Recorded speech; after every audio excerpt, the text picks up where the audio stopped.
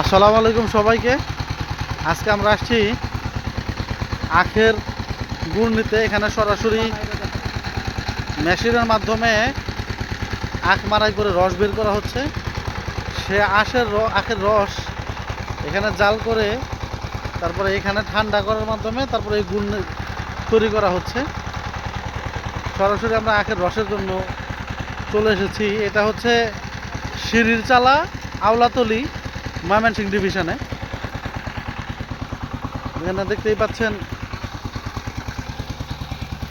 এখানে হচ্ছে সে আখের রস সরাসরি এখানে পাত্রে ঢালার মাধ্যমে সেখানে প্রথম স্তরে এখানে ছেঁকে নেয়।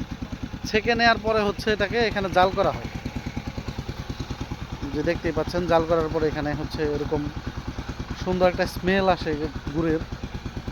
জি, তারপরে ফাইনালি গুড়টা রেডি হয়, ফিনিশিং হয়। যেমন এখানে জাল করার পরে একটা গুড় ঠান্ডা হওয়ার জন্য রাখা হয়েছে। এটাকে ধীরে ধীরে ঠান্ডা করা হবে, তারপর এটা প্রস্তুত হয়ে যাবে। জি, সকলকে দেখার জন্য ধন্যবাদ।